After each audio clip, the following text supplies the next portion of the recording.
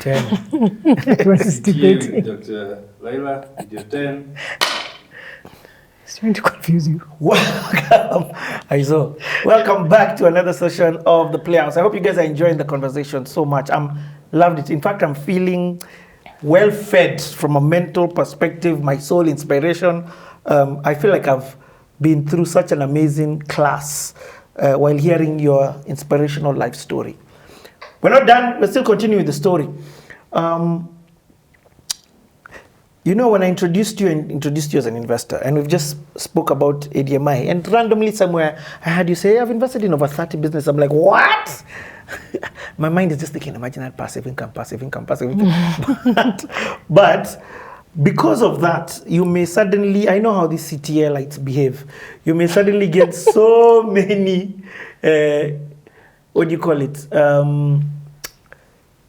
Inboxes of people saying, can you invest in me? Can you invest in me? Can you invest in me? So I want to help somebody. I want to help somebody understand the mind of an investor so that they may figure out if they are ready for certain opportunities, not just with you, even with other investors. What do you look for? And I know not all investors are the same, but for yourself, what have you looked for when investing? Okay. So first, please don't DM me. Let me tell you why. Yeah? So there's a number of criteria. So every time you're an investor, you need to have a criteria that tells you this is my investment philosophy. So these are the things I invest in, and this is why. So for me, I have a sectoral focus. I tend to invest in only kind of 4 kinds of businesses. So I invest in health, in education, and in data.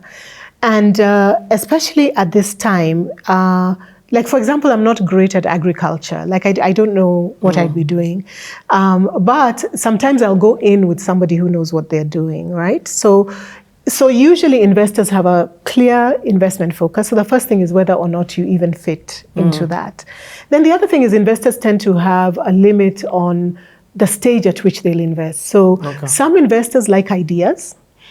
Some investors, like Centum, for example, is private equity. So Centum will not invest in a business that is not mature and that will not give a return or absorb an amount that sometimes is $2 million, $10 million. We're really talking about very large, right? So you also have to understand where the investor plays. In my case, I won't invest in an idea. I won't invest in something that's too early stage. It has to be a business that has some kind of traction. So while it's the angel stage, because it's still early stage and I might be the first investor, I tend not to invest in things where somebody is just starting or doesn't have revenue. In addition to that, I'm very particular about the kinds of founders I invest in, right?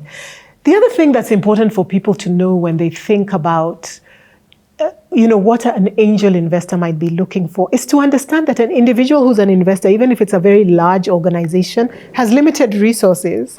So sometimes when people approach you, they don't realize that even if they fit the criteria perfectly, which is very rare, even then, they'll come at a time when you've tapped out your allocation for the year. You're not investing anymore. And so like for me, in my case, I'm not going to be investing in new companies for at least another year because I'm completely full up. And the companies that are in the portfolio are things that we're trying to work out at present.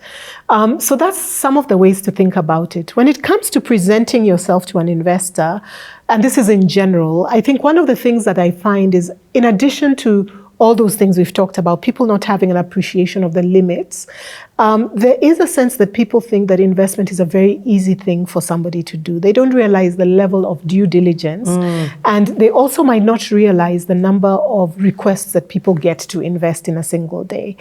The other thing we see a lot of as angel investors is people who misunderstand or overvalue ideas. People who have invested in early stage companies or have been entrepreneurs know that ideas are everywhere all the time. Sometimes But you'll steal my idea. You'll steal my idea. Thank you. You know where I'm going. So sometimes angel investors have heard an idea that's your idea or close to yours in the last year, maybe from several people. But the thing that distinguishes is who is going to be able to execute on that idea, whether this team is coherent, whether the founder has done this before and has some traction. These are all the things that determine. So I always encourage people to talk about the idea with everybody. I don't think there's an investor who's waiting to hear your idea and then go do it themselves. The reason why they invest is because they don't want to be execution people. So those are some of the things that I would bear in mind. I'm trying to think if there's anything else. So we always say that some of the things that make a business succeed, the team has a lot to do with it. The moment, many businesses fail because the timing was just wrong. But then as a founder, you really want to move into, and this is very much an African idea, is to move into businesses that we call zebras rather than unicorns. and what that means is just going into a business that fits into the environment, that doesn't need a lot of extra money, people who don't exist. Just, people say things like dry cleanings, things that are just simple businesses that have a clear... Dry cleaning sounds like wash. It sounds like... so just, it doesn't, because unicorns by their nature, the reason businesses are called that, these $1 billion companies, are really called that because they're so rare. So if you set up your whole business on the notion that it's going to need a lot of external foreign capital or things like that, instead, design a company that can thrive in this environment, that gets to profitability very quickly, that can withstand all of these different shocks that we've talked about. In just a few years, the number of things we've seen doing business on this continent. Instead, I encourage people to focus first on the viability of the business. How quickly can you get to profitability and de-risk it for yourself, rather than getting too pulled into the idea of these very large kind of front page kind of businesses. Because at the end of the day, it's an investment. What? Do we have a unicorn in Kenya? We don't. Not yet. I like that word. But it's a very challenging thing to pull off. And by unicorn, I mean something that started as a startup. And in a few years did that kind of hockey stick growth, making losses repeatedly before it gets to profitability. I think that model might be okay in other markets, but I think here we have to be much more steady and deliberate about designing companies and investment thesis for the environment in which we're operating. Okay. Wow. What about again, I'm trying to touch on some of the different things that I spoke about in your intro. So I had you say teaching. So tell us a little bit about that. So one of the things that I'm coming into now in this season is really about pouring out and giving back. And I don't mean it in a very stereotypical kind of esoteric way. What I really mean is that, I've built up a lot of information and learnings over time, some of them from terrible mistakes, big mistakes. And it would be a pity if those lessons were wasted, right? So we need to find a way to get them back into the public domain, especially some of these realizations we're coming to. And it's not just on my own. I think as an ecosystem, we're beginning to ask some questions about whether or not the assumptions we've been making about how investments work, how companies grow, how societies cohere, how you build trust. There's many questions where we really took kind of textbook advice and thought that it would apply. So many of us are asking, can we start telling more of our story around how businesses really scale up in this environment? What makes things succeed? What makes things fail? So that founders and investors don't have to go through the same pain that all of us have gone through without it leading into a body of knowledge that people can tap into. But the flip side of that is, I think many times, even though I want to mentor, it's very difficult to kind of sit one-on-one with different people in the way many people would like. So one of the things that I'm exploring is more one-to-many ways of mentoring, like this, for example, so that people get what they need. And hopefully over time they can ask more questions so that we start sharing what people want to know. At the same time, without feeling like, because I do have to balance my life. I have a family, I have my own time, I have time to those things I'm involved in. But this could be one way in which we can share some of these lessons and help people get some wisdom to help them along their way. So that's one way, this one-to-many kind of content, and digital really helps with that. I'm going back into writing. I said I had a column for a long period of time. I'm going to have a column again in both an international publication and a local one, so people will be able to glean from that what they can. I hope it will be useful. But I'll also be publishing some of my books. Some of these have been written, they've been lying around, but to just get them out of the door so that people can learn. And I hope that some of this can be really just authentic, grounded sharing that allows people to be able to discern what is more aspirational. You know, people sometimes talk about their experience when it's really what they would like to experience as opposed to what they're really experiencing. And then the last bit, of course, is teaching. So in the past, I have taught at Princeton. At Princeton, we designed a course that was around leading change. So if you're really trying to lead reform, which, as you know, is what I studied and what I've been fascinated by, what is it that makes reform hard? And as a leader of reform, what are some of the things you will look out to? And the framework we use for that is adaptive leadership, which is really leadership when the stakes are very high. So this is people who are activists. Jesus Christ is one of the case studies that we use. So here was somebody who was trying to push a system to change, and the stakes were very high, and I always tell people they took out Jesus Christ, they took out Mahatma Gandhi. Who are you, right? So you need to really make sure that you understand when you're pushing too hard and some of the consequences that can be blowback. So some of these people, of course, are iconic and they have continued to teach us to this day. So in that way, you can argue that they succeeded.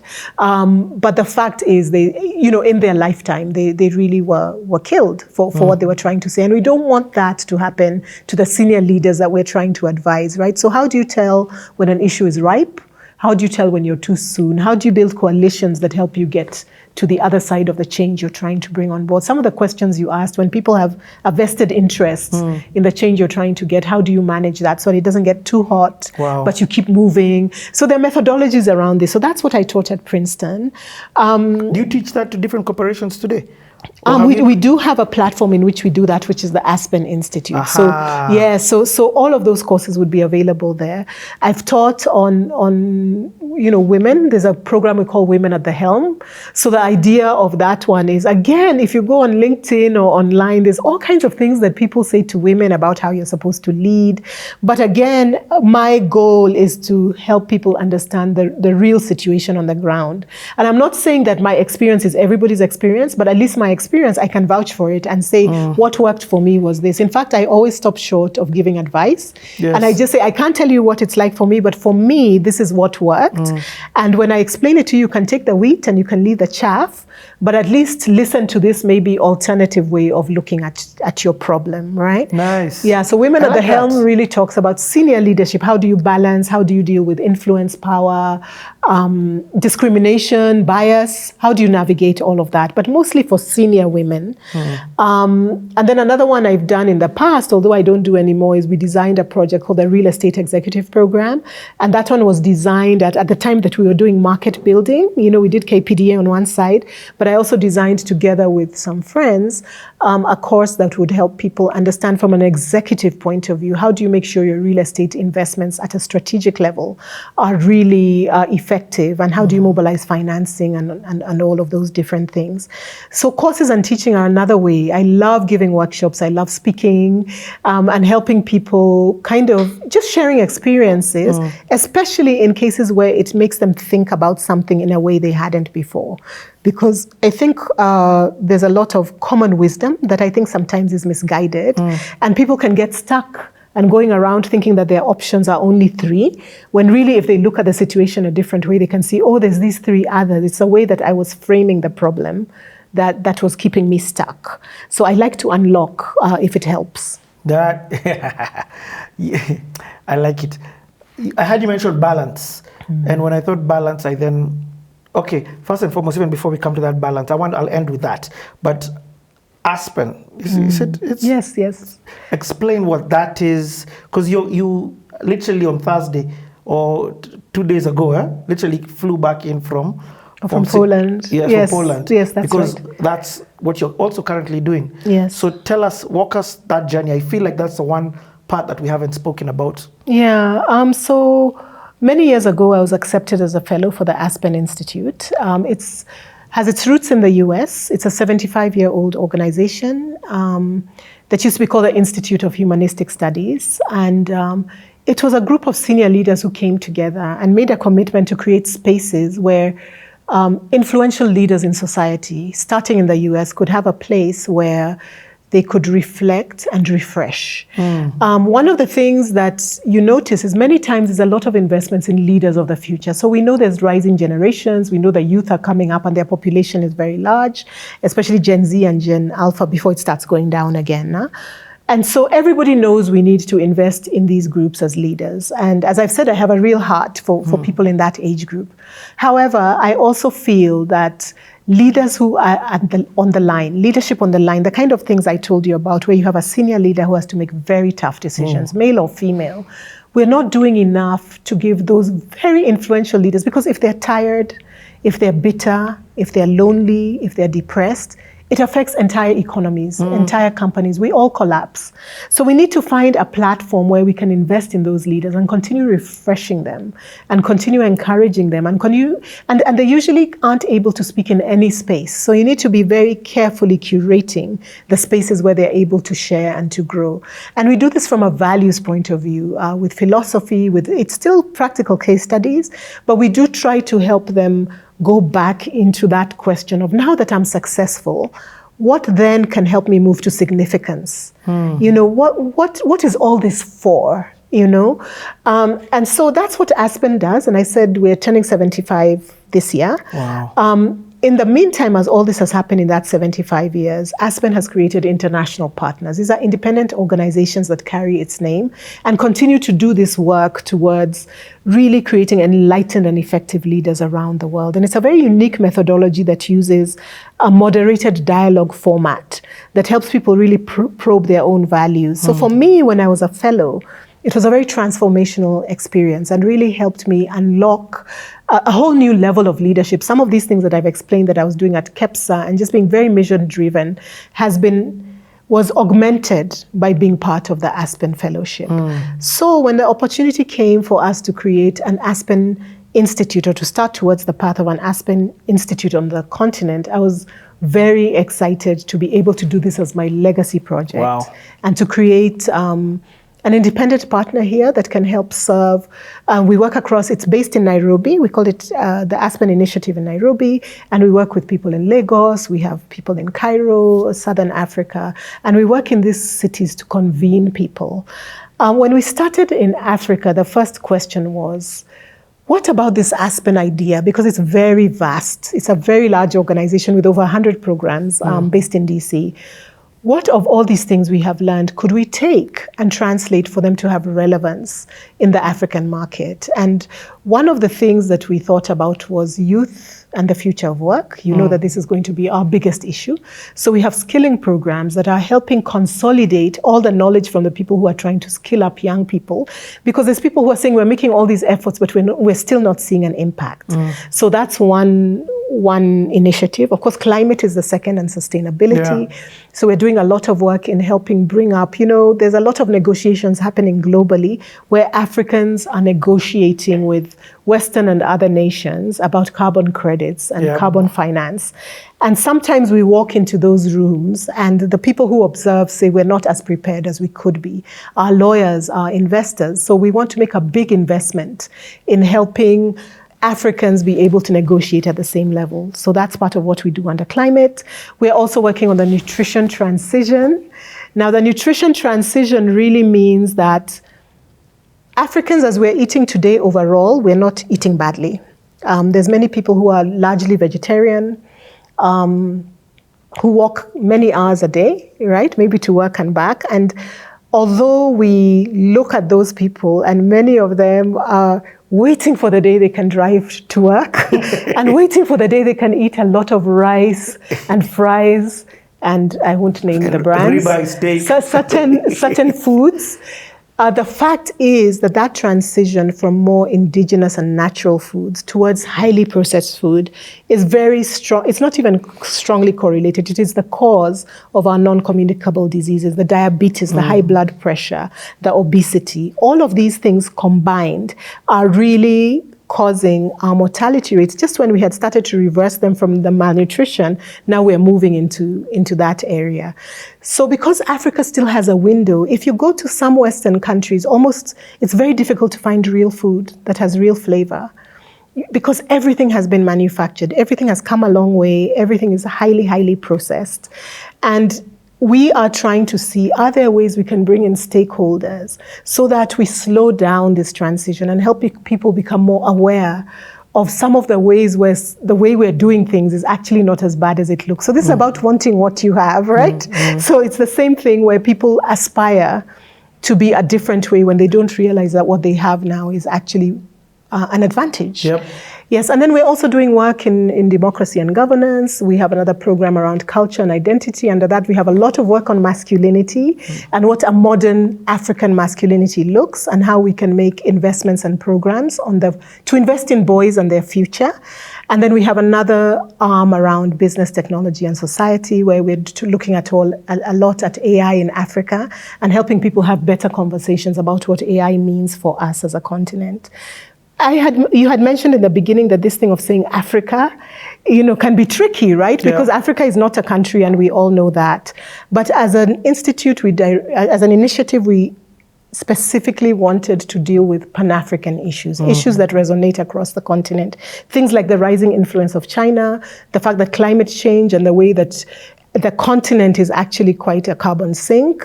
How can we negotiate better to be able to bring that to the global conversation in a way that benefits our people?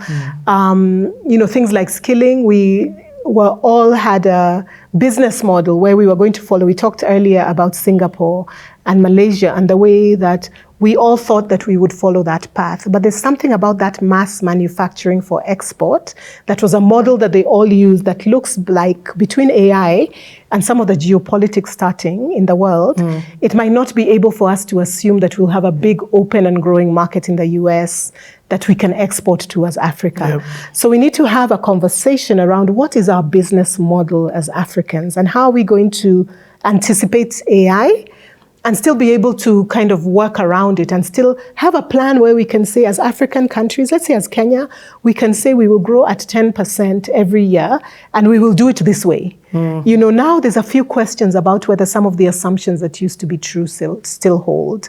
And so all of those conversations are happening with an Aspen initiative for Africa. But the idea is really that we're trying to equip our senior-most leaders with tools and a mindset that allows them to face these new challenges and very difficult questions that are coming at us now because the environment is changing so quickly.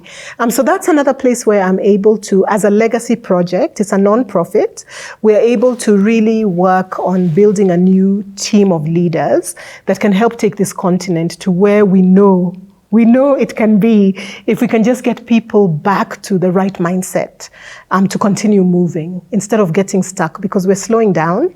Of course, when we speak about Africa, there's different, not just countries, but there's buckets. There's some people who, if you look at a recent McKinsey report that talk about consistent growers, of which Kenya is one, people who have for the last, decade or so grown at this 4% or more. And then there are some who have started to slow down, like Nigeria and South Africa. There's others who are recent accelerators. Yes, some of those, yes, very good. And then, so when you look at those different buckets, of course, they all need a different strategy. So we would say that under that typology, which is just one of many, you could say that there's 4 different kinds of Africa.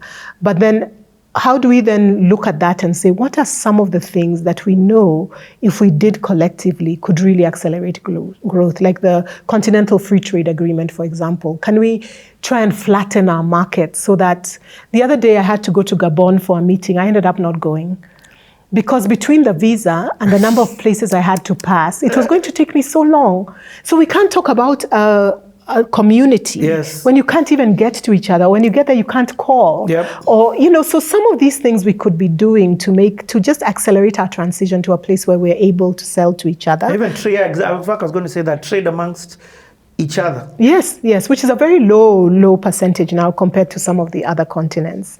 So these are some of the questions where we can create additional spaces where people can look at these questions, but in a fresh way. Even democracy and governance, I know you've heard many people saying, what we really need is a dictator now. This democracy is not working for Africa, right? Just give us a good dictator and then we can move. We don't have a dictator? Yeah, and we can, so we need to, and this is happening. If you ask Gen Zs about how they feel about democracy, they're starting to say that it doesn't matter, it's not working, it's not worth it. And so we're getting to what, Dambisa Moyo calls the edge of chaos, right? Because it looks like democracy doesn't deliver, which is what Madeleine Albright used to say, that no matter what, at a minimum, as we try to spread democracy, let's make sure it delivers for people, that they can see their lives are better in a concrete way. So that's a question, like, what does democracy look like on this continent? What does governance look like? And how do we start to make constitutional democracy look like a solution once more? Because some people are really losing faith. And we don't want that to happen, because we know, at least as far as we have come in humanity, that's what works. When you speak about this thing, you speak with such passion for change, and passion for equipping, and passion for this better Africa that you see. I want to touch on this final thing, and then I give you the parting shot to do, if that's okay, and or depending on where you want the story to go. But go back to that word that you said about balance. When I think balance, I think family. And when I think family, I think motherhood. There's no way I can have you on this seat and not talk about the change in your life that has happened as when you became a mother. Yes. Well, it's night and day. And so I have 2 children who are quite young. And it's really been the honor of my life to be a mother. And, my son laughs because, he says, I've been called CEO, I've been called doctor, but the greatest honor has been mama. And so the thing about it, to the extent that we say that humans at the end of the day create, and they feel most like God or most human when they're creating and contributing. I think this has been one way of many, and it's not for everybody either, that I feel I have been able to mold and contribute to the next generation. It's a way that you're able to see your values made real. It's also a way that humbles you. So it brings you, we talked about self-awareness, because any hypocrisy that you have is brought out when you have children, and they call you out. And so you really have to refine your values and to be clear that you're standing for what you say you believe in. But overall, I think the other thing about it that is beautiful is just the joy of home, the warmth of home and the hearth, the ability of creating a beautiful space that I think, when you have a child, there's a moment, your first child, there's a moment where you leave the hospital. I have my child in hospital.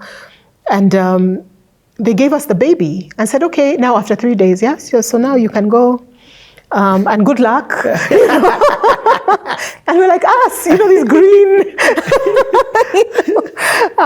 So it's really that process of realizing that this is our family. We have created this, and it's a new entity that has its own identity, its own values, and it can be a contribution in a way that we decide that this is the way we want it to go. And that can be very satisfying. I've heard from some people that if you come from a very bumpy childhood, this can be a way to close the story and to make the story whole and to heal all of that. And all of these things come into these families that we create for the future. So for me, it has been I'm a big believer in marriage, a big fan, and really, really have been changed and moved in a very deep way by this motherhood experience. It was very scary. It's something that when we try to explain to me, there's some of the women in the older generation who say, there's 5 billion people on earth. All those women gave birth. Carry on. Don't talk. But the way I see it, it's really without you really reflecting on the sacredness of the experience. This being grows inside you. You don't control it. You can just take care of yourself. and try and keep in the right frame of mind. But it's something that is natural and beyond you. Just to the extent that we say biology and being human is something that was created in a great design that has nothing to do with us. I don't make the blood flow in my veins. I don't know how my hair grows. I mean, it is a beautiful and awesome thing. I think pregnancy really, really brings that home to you. And the whole process of, bringing another human being into the world, and then the big, the holiness of then having to walk with them and make them into what you hope will be a beautiful human being. The other thing that it shows you is everybody comes like they are. Anyone who has more than one child or has siblings, I mean, everybody just comes like they are. So you have one child who is very pensive and thoughtful and introverted. The other one is climbing up, doesn't see risk, talks to, goes home with other families. You're like, wait, that's my child. So you just see that everybody comes with their talents and their way. And your work is to nurture them until it's almost like it's a custody for a bigger purpose, right? And you're just holding them for a while. So some of that can be very, very humbling. So it's been a wonderful experience. I really can't say enough about how moving and beautiful it has been to have this privilege of being a parent. And meaningful beyond even what you thought was meaningful. Yeah, mind-blowing. Because now suddenly you've got this other person who's growing under you. And it's your Until job. they're taller than you, which is pending. One day you're like, wait, what happened? Yeah. Where did the doctor name come in? The doctor title? Yes. So I have, because when I finished at Stanford, it was a doctorate in law. Oh, yes. Yes. So that's when I became... Because you did your master's in Cornell. In Cornell. Yeah, then I did another master's and the doctorate at Stanford. Wow. Yeah. Dr. Laila Macharia. Yes. Mine is to tell you thank you. This conversation has been more than I had expected. I'm full, and yet I need to go get hungry again and watch this whole thing again. This has been a masterclass on leadership. I feel so fulfilled by your sharing authentically. I feel like this one needs to be watched over and over again, because a lot can pass us just because of how natural it is that you're talking. Not because it's complex, but just because you've given us such weight that sometimes if we look from different angles, we begin to see it. We begin to see different sides of it. So before you leave, I want to pray for you. Can I please pray that's for you? wonderful. Yes. And then I'm going to ask you to look into Aizo's camera and just do a parting shot. As long as you want. This would now just be you and the audience having a conversation. But from us, one of the ways that we just tell people thank you is by praying for them and blessing them, because we understand the honor and privilege that you've given us to sit here and allow us to write your book, to write your life story, to package it in a way that it goes out and blesses other people. I say the first book that God wrote it on stone. And since then, the packaging has been changing. But what it is at the end of the day is life stories of people. So you, as a living epistle, you've allowed us to package it in video format. Somebody can take this and package it in different other formats. But thank you. So thank you, first and foremost, for the contribution that you've made in this country. For the private sector, for the public sector, for all the different, for the school, for the education, for all the different things that you have done. I just want to tell you thank you. Let me pray for you. Heavenly Father, thank you so much for an amazing Thursday. We came here early in the morning by 6, and we've set up and just had the most amazing conversation. We prayed in the beginning and just asked that everything would go well. So we're coming back to you to tell you thank you, because everything has gone exceedingly and abundantly more than we could have hoped for or imagined. I thank you for Dr. Laila Macharia's life, and I thank you for just the opportunity that she's come here to shed, to be a light so that millions out there in darkness can get to see some illumination and understand, but even just to be a light to light others, to be a light to help others, inspire, educate, and just give direction to so many people. I thank you for the impact that she's had. And I know this is just the beginning. This is not a eulogy. This is just a chapter in her book, or a couple of chapters in her book, and you continue to write it. So we want to say thank you.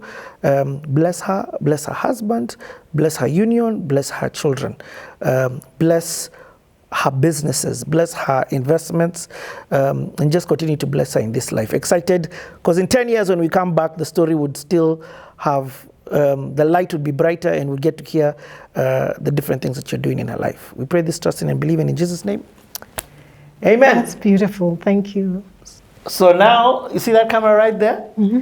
I'm not even as long as I want. As long as you are. As midnight comes. But then we have time. Okay, see. As long as you want. So thank you for having me here today. It's been really an honor, and it's a wonderful chance to have to speak to you and to encourage you as our viewers. The first thing I want to remind you about what we've spoken about is that really there's nothing about you or any aspect of you or your past or your legacy that you should be ashamed of. Everything that has happened in your life to this moment has set you up for this time to be able to make an impact as we go forward. So I just want to encourage everyone. I know there's a feeling of despondency in some quarters, and that we really want to start to remind each other that the future is ours. It's ours to shape, it's ours to own, but the important thing is that we must continue to corral around our own vision, to pull together, and to be in a place where each of us remembers that we have something unique to contribute to our greater whole. If you're a young person, I want to remind you that there's never been a better time to be young in Africa. There's a lot of opportunities. You have resources on your hands, from digital skilling that is available, access to knowledge. You have places that you can learn about health and different ways to do things, and ways in which you can find your own talent and be able to convert that into a contribution. Remember that we have said that what will set you on the right path is excellence and integrity. You have a lot of time, a lot of energy that you can use to do better and to contribute. Remember that you can eat exposure. And if you are not in the place where things are happening, a lot of decisions will be made without you. So get out of the house, do what you can to show what you're able to contribute, whether it's art, whether it's music, whether it's whatever it is that you're good at. Help us see it by putting yourself out there. If you're a woman, there's never been a better time in our history to be a female. If our great-grandmothers were able to see the opportunity that we have at present and the kind of support we have from our pastor, from our partners, and from our communities, they would be flabbergasted and would encourage us to take advantage of this moment. So I want to encourage you that this is the time to go deeper into whatever it is that you have to offer, and to continue moving forward and find ways in which to contribute.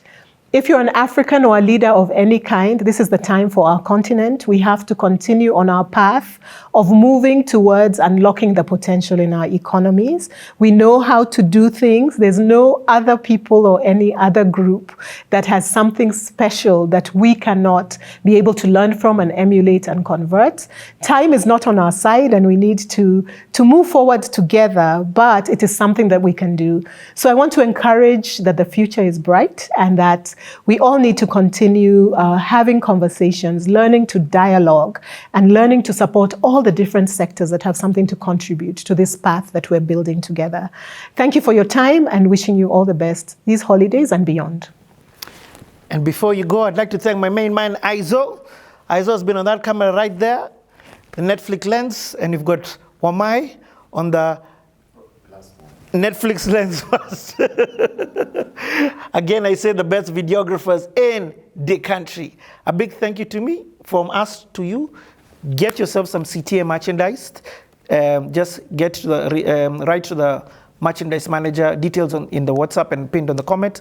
Last but definitely not least, www.edimai.africa. Check it out, enroll, ask whatever questions that it is. God bless each and every single one of you. Next leadership class, next leadership CTA coming up soon.